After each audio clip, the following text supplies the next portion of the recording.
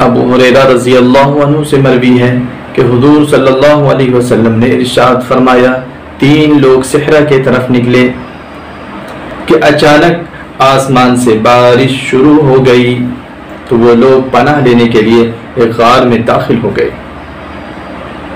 اور بارش کے تھمنے کا انتظار کرنے لگے۔ وہ لوگ اسی حال میں بیٹھے تھے کہ پہاڑ سے ایک بھاری پتھر گرا اور غار کا دہانہ بند ہو گیا۔ یہ صورتحال دیکھ کر وہ لوگ اپنی زندگی سے مایوس ہو گئے کہ ان میں سے ایک آدمی بولا کہ ہر آدمی کو چاہیے کہ وہ اپنا بہترین عمل یاد کرے اور حق تعالیٰ سے دعا کرے کہ اللہ تعالیٰ ہمیں اس عمل کے بدلے اس مصیبت اس پریشانی سے نجات دے۔ تو سب نے اس کی رائے کو منظور کر لی۔ اس میں سے ایک نے یہ دعا کی کہ اے اللہ تو جانتا ہے میں اپنے والدین کا کتنا فرما بردار تھا کہ میں رات کو ان کے لیے پانی لے کر جاتا اور اسے پانی پلاتا، مگر ایک رات جب میں ان کے پاس گیا تو وہ لوگ سو چکے تھے اور میں نے ان کو جگانا پسند نہیں کیا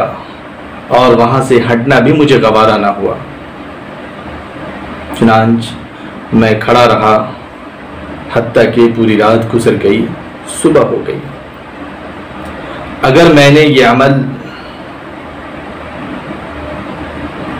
تیرے رضا کے واسطے کیا تو اے اللہ ہم پر سے اس مصیبت کو زائل کر دے، ہم پر اس مصیبت کو آسان کر دے۔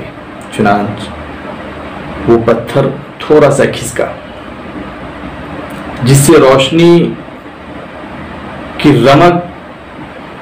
اندر داخل ہوئی اور ان لوگوں کی مایوسی تھوڑی خوشی میں تبدیل ہو گئی۔ دوسرا شخص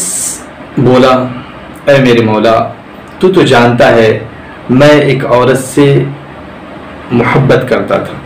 اور اسے حاصل کرنے کے لیے بڑی مصیبتیں جھیلی اور میں نے اس کو حاصل بھی کر محض تیرے ڈر اور خوف کی وجہ سے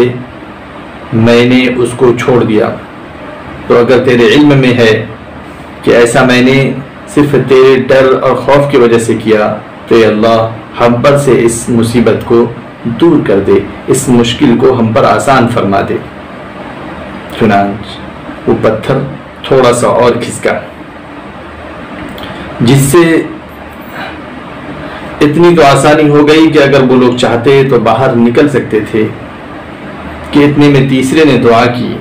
کہ اے میرے اللہ تو جانتا ہے میں نے کچھ مزدور کو مزدوری پر رکھا تھا جنہوں نے میرا کام کیا اور میں نے ان کی پوری اجرت ادا کر دی، علاوہ ایک آدمی کے کہ جو اپنی مزدوری میرے پاس چھوڑ کر ناراض ہو کر چلا گیا۔ میں نے اس کی اجرت کی حفاظت کی یہاں تک کہ وقت کے ساتھ ساتھ وہ بڑھ کر ایک بڑا رقم بن گیا کہ اچانک وہ مزدور آ پہنچا اور اپنی اجرت کا مطالبہ کیا۔ تو میں نے کہا جو کچھ تم دیکھ رہے ہو یہ سب تمہارا ہے، تو اگر میں نے یہ عمل صرف تیرے لیے کیا تھا تو ہماری مشکل آسان فرما دے۔ پھر اپنی جگہ سے وہ پتھر ہٹ گیا اور یہ لوگ صحیح سالم وہاں سے باہر نکل گئے۔ یہاں کر حضور صلی اللہ علیہ وسلم نے فرمایا جس نے سچ کہا اس نے نجات پائی۔ کوئی عمل اگر بظاہر تو بڑا چھوٹا ہے لیکن نیتوں کے درست ہونے کی وجہ سے وہ عمل اللہ کے یہاں بہت بڑا پیش ہوتا ہے۔ آپ دیکھ لیں کہ ہم بڑے بڑے اعمال کر لیں، عبادتیں کر لیں، پورے مہینے کے روزے رکھ لیں، لیکن ہماری نیتیں درست نہیں ہوں تو وہ روزہ رکھنا سوائے بھوکا رہنے کے ہمیں کچھ نہیں ملتا۔ لیکن اگر ہماری نیتیں درست ہوں تو اللہ تعالیٰ اس کا ہمیں بڑا اجر عطا کرے گا۔ پانی پلانا ایک معمولی سی بات ہے لیکن ایک آدمی زندگی سے مایوس ہو گیا، صرف پانی پلانے کا واسطہ اللہ کو دیا، اللہ نے اس مصیبت کو اس پر آسان کر دیا۔ محبت آج عام رواج ہے کہ لوگ اسے کتنے ہلکے میں لیتے ہیں، لیکن آدمی صرف اللہ کے ڈر کی وجہ سے کسی غلط کام سے رک جائے، اللہ تعالیٰ اس بندے کو بہت پسند فرماتا ہے۔ اور آپ دیکھیں، ایک آدمی زندگی سے مایوس ہے، لیکن ایسی حرکت جس کو ہم بڑا چھوٹا سمجھتے ہیں، جس کا واسطہ اللہ کو دے کر وہ اپنی زندگی اللہ سے مانگ رہا ہے اور اللہ اس کو قبول کر لیتا ہے۔